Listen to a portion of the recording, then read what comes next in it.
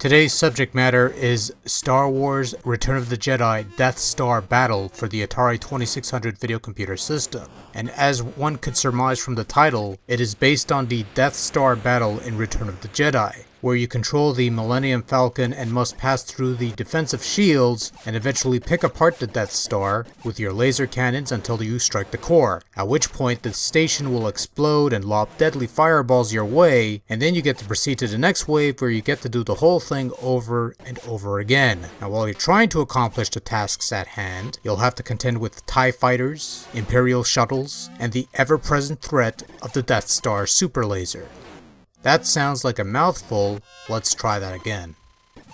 There are two phases to each wave. The first wave has you fighting TIE fighters while waiting for a hole to open in the defensive grid. When there's an opening and the shield is down, you could fly through and move on to the second phase, which involves meticulously destroying the Death Star bit by bit until you eventually strike at the core, which is the glowing square in the middle, all the while fending off against enemy fighters and avoiding the ominous super laser that slowly locks onto your position.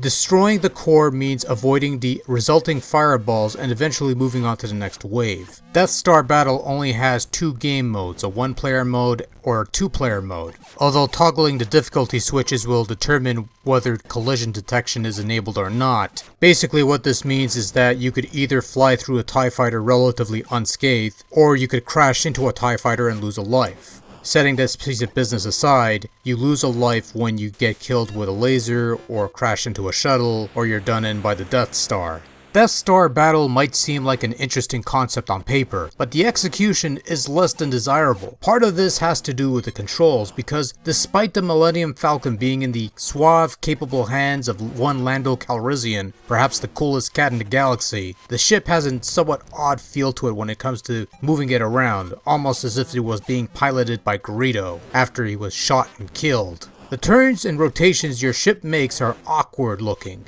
and somewhat sloppy feeling, and this can make aiming your shots a little difficult to achieve, especially given the somewhat erratic maneuvering of the TIE fighters, as well as the pixel precision required to cut through the hull of the battle station itself. The awkward control over the Falcon makes evading said TIE fighters and Imperial shuttles needlessly irritable. Not as much of a factor when collision detection is off, but a frustration if you do have collisions enabled. Not saying it isn't doable, but there's little enjoyment to be had in putting up with a ship that moves like a sloth, and flying a ship like a sloth in an intense battle that's supposed to depict one of the more exciting bits of Return of the Jedi results in a scenario that feels rather bland. And by scenario, I mean the game itself. For what it's worth, the graphics in Death Star Battle is somewhat visually unique at least. At best, the various spacecraft below merely hold a barest resemblance to the familiar Star Wars ships that they're supposed to represent, and the shield in the first half of the game does pull off a neat color shifting effect every so often, so that's kinda cool looking. To the surprise of absolutely nobody, the Death Star itself is not much to look at, whether up close or in the distance, but the hyperspace sequence is well done at least. The super laser is green and brief, whatever that means, and the Death Star exploding is also a fairly nice visual, so it looks the part if nothing else. But while the Death Star exploding is a fairly satisfying sequence as long as you dodge the fireballs, the white noise that follows is a completely different story, and more than anything, sound is the dividing factor here.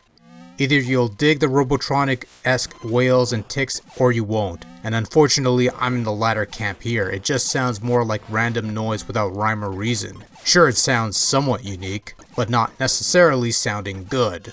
In terms of the various Star Wars games available on the Atari VCS, Death Star Battle is perhaps one of the weaker efforts. In fairness, there's a good idea to be had here, but it's just a matter of the controls being a bit clunky to be worth a damn, and the overall gameplay being, quite frankly, a bit dull. If you could somehow manage to feel for the controls and the gameplay overall, you'll probably have a little more of a good time with this than I did. But personally, I'm just gonna stick with Empire Strikes Back because that game still holds its own. Death Star Battle, not so much.